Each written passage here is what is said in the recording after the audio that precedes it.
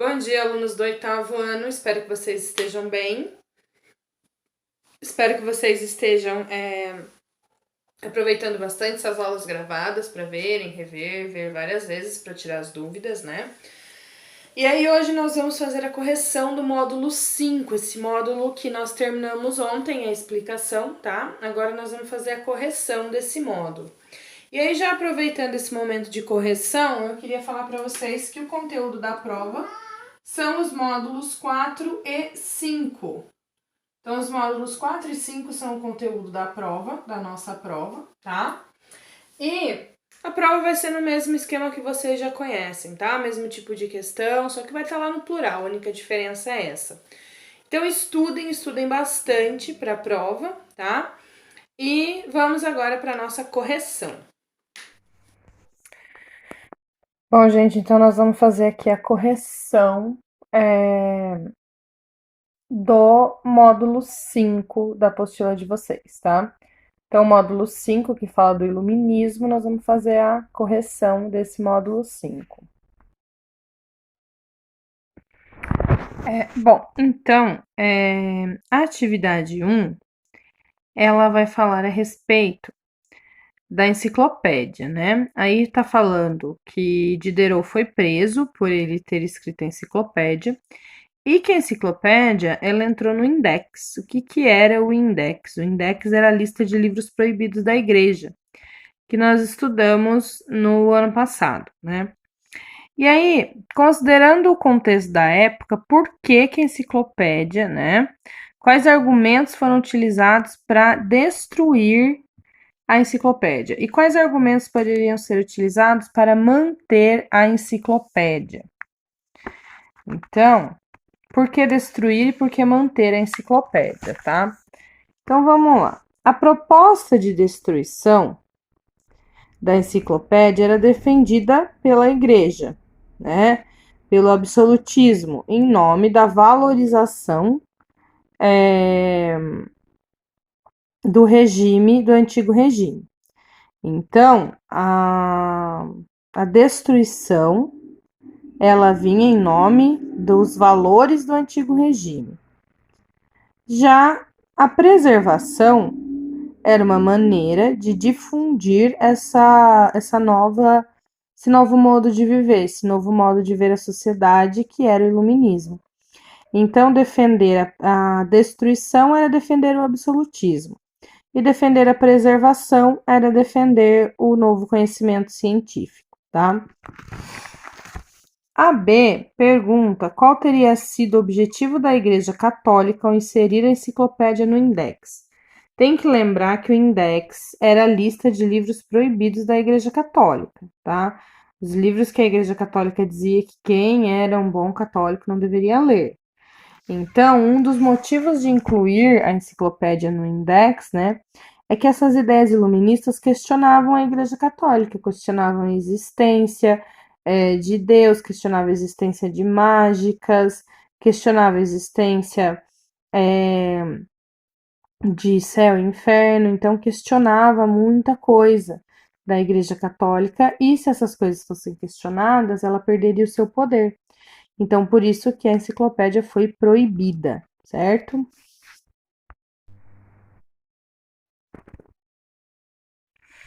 Bom, aí a gente está vendo a correção da atividade 2, que é aquela tabela que vocês tinham que completar, né? Aí na correção da atividade 2, a gente pode observar que a legitimidade para o exercício do poder. O que é essa legitimidade para o exercício do poder? O que assegurava, né, o poder? No absolutismo era uma justiça divina e a hereditariedade de pai para filho. No iluminismo, o consentimento dos governados, ou seja, por meio de voto escolhia-se o seu governante. Liberdade religiosa. No absolutismo, cada rei absolutista escolhia a religião que todos deveriam seguir. No iluminismo, cada um seguiria a religião que quisesse. Liberdade de expressão. No absolutismo, não tinha. O Estado podia punir, censurar, julgar quem né, tivesse algum tipo de expressão que fosse contrário ao regime absolutista. E no iluminismo havia a defesa da diversidade, tolerância e liberdade de expressão, liberdade até mesmo para criticar o iluminismo, né? Os iluministas diziam que aqueles que criticavam o sistema iluminista, né, os ideais iluministas, eles também tinham que ser ouvidos, porque eles também tinham que ter a liberdade de se expressar. Concentração do poder político. No absolutismo, o poder absoluto dos reis. E no iluminismo, aquela divisão, né? Legislativo, executivo e judiciário. Igualdade legal. No absolutismo não existia. O rei que mandava em tudo estava acima da lei. No iluminismo, a lei era igual para todos, até mesmo para o rei. Ninguém estaria em cima da lei. No absolutismo, a população, né, era súdito, submisso à vontade do rei. No iluminismo, eles escolhiam o governante, por isso, né, eles tinham direitos de opinar e direitos de pedir que o governante governasse para eles, certo? A B, ela era de um caráter pessoal, né? Então aqui vocês iam escolher um dos artigos, né? Na verdade, o trabalho teoricamente era em grupo, mas como vocês estão em casa, vocês fizeram em dupla, né? Vocês e os cérebros de vocês. E aí vocês iam escolher um desses artigos e iam dizer que aspectos eles se aproximam das ideias e valores iluministas e dizer porque eles eram importantes, né? Por exemplo, quem escolhesse o artigo 5, que todos são iguais perante as leis, ia dizer da igualdade, que igualdade e liberdade para todo mundo e lei aplicada a todo mundo, que o iluminismo dizia. Então, cada um escolheu um e dissertou a respeito daquele que escolheu. Eu li todos que vocês me mandaram, né? E não havia nenhum errado, né? Alguns melhor escritos, outros não tão bem escritos assim, mas errado não havia nenhum. Bom, gente, agora a 3, né? Tem um fragmento. Toda pessoa está continuamente empenhada em encontrar emprego mais vantajoso para o capital de que dispõe. É sua vantagem pessoal na realidade e não a da sociedade. O que tem em vista, mas o estudo de sua vantagem pessoal, naturalmente, ou melhor, necessariamente, leva a preferir o emprego mais vantajoso para a sociedade. Então, vocês tinham que ler esse trecho e associar eles aos interesses individuais e coletivos do plano econômico do Adam Smith. E aí, né, que o trecho está falando que a sociedade ela tem que encontrar, as pessoas que estão na sociedade são empenhadas em encontrar o emprego mais vantajoso para o capital. Nem sempre aquele emprego que a gente ganha bem é um emprego que satisfaz a gente pessoalmente, certo? Mas a gente vai preferir o emprego que é mais vantajoso para a sociedade, porque geralmente, né, é o que vai ter mais oportunidade e é o que vai dar um salário melhor. Então, na 3, né, o ser humano, ele busca primeiro atender os seus interesses individuais. Mas quando ele atende seu interesse individual, ele está atendendo junto o bem geral. Por quê? Porque vai encontrar empregos, né, que são aqueles que a sociedade necessita mais, porque são os que geram mais riquezas e são os que têm maior demanda, certo?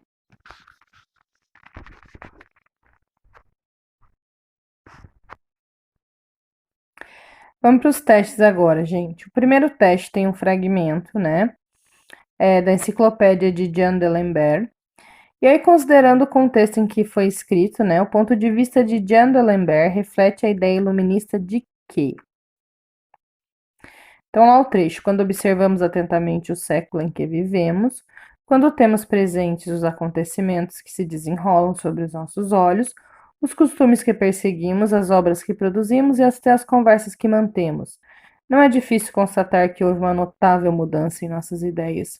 Mudança que, devido à sua rapidez, promete outra maior para o futuro. Tem uma crítica das práticas de censura das monarquias absolutas? Não. Valoriza a capacidade reflexiva do homem? Não. Valoriza o desenvolvimento intelectual? Sim. Ele está falando, né, da valorização das mudanças científicas. Por isso que a C é a correta, tá?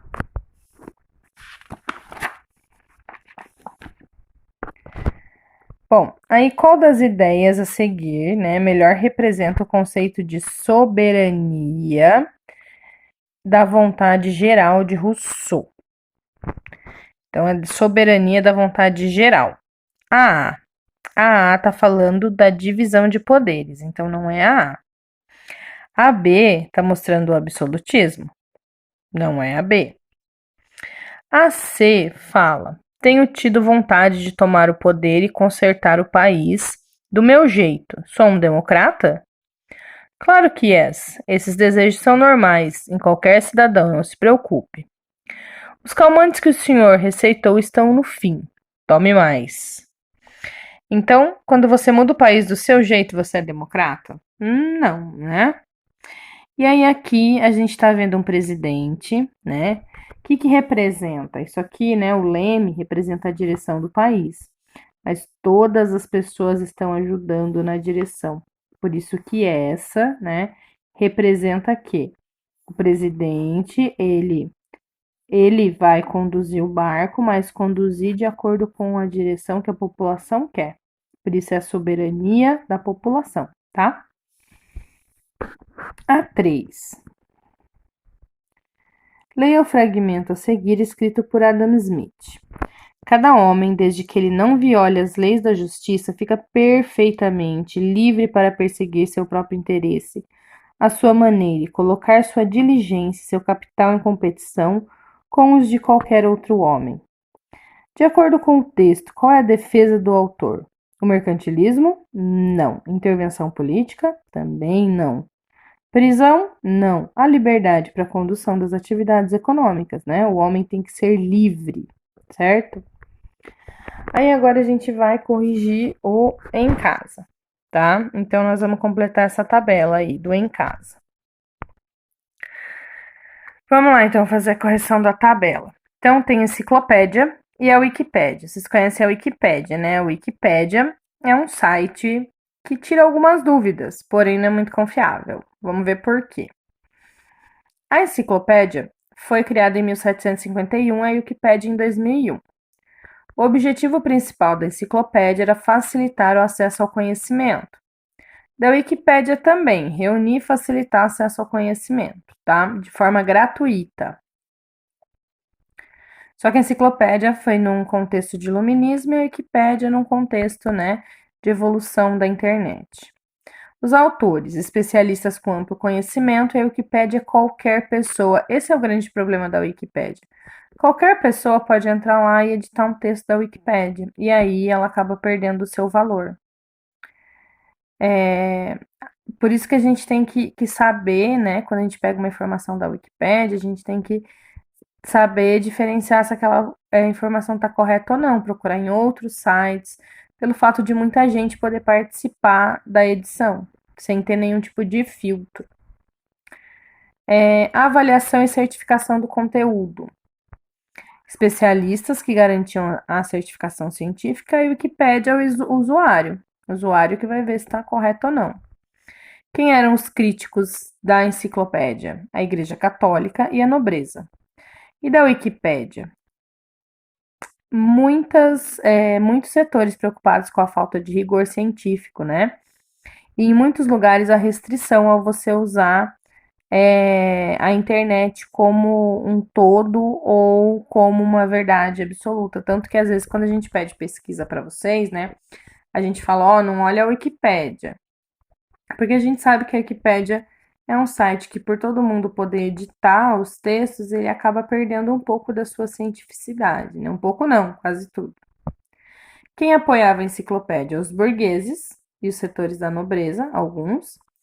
E a Wikipédia, a Fundação Wikipédia e seus voluntários, tá?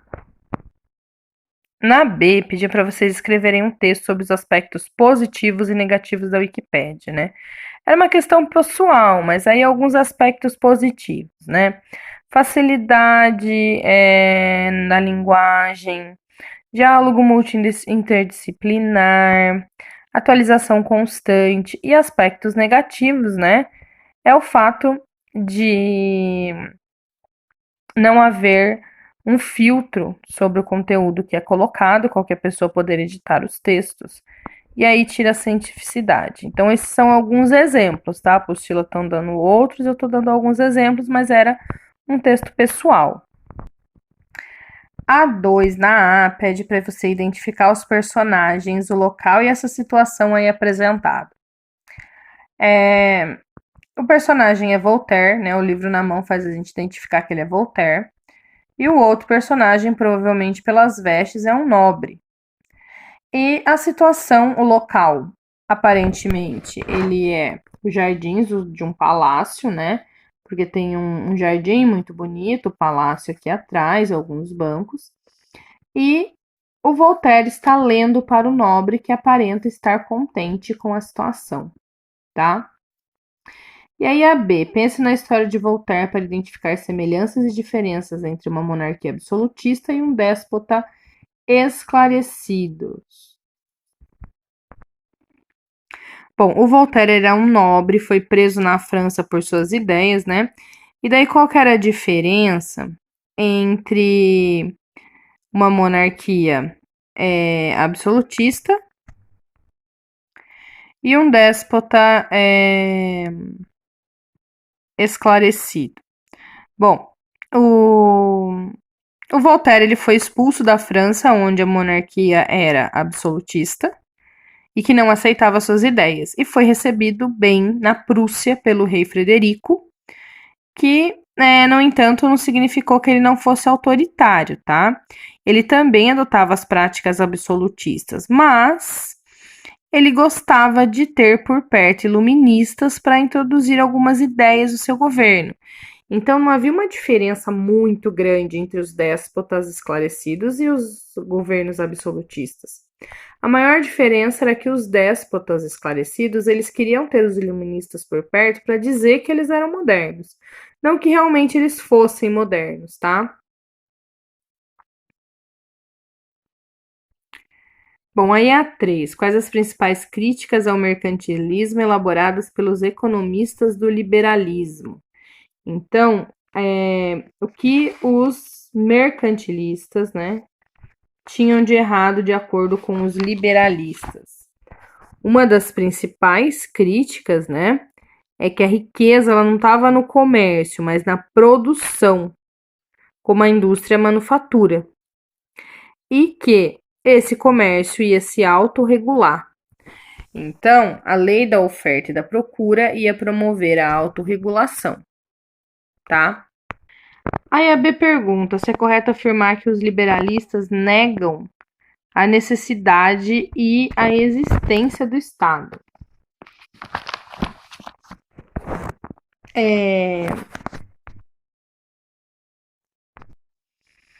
Os liberalistas eles não vão negar a necessidade e a existência do Estado. Eles falam que o Estado tem que existir sim, principalmente para cuidar da política, da segurança pública, da ordem social. Ele diz que o Estado não pode intervir na economia, não que o Estado não deve existir. Então, para os iluministas, liberalistas, o Estado não deveria intervir na economia, mas ele deveria existir sim. E aí, por que esse liberalismo agradava a tanta burguesia do século XVIII? É muito simples. Porque a ideia de agir livremente, defender o capital e defender a cadeia produtiva fazia com que a burguesia aumentasse os seus negócios. Então, esse era o motivo deles agradarem tanto a burguesia, certo? Bom, gente, então essa foi a correção. Espero que vocês aproveitem bastante a correção, tá? Vai ter umas questõezinhas para vocês responderem lá no Plural Maestro para me enviar. E até a próxima aula, gente.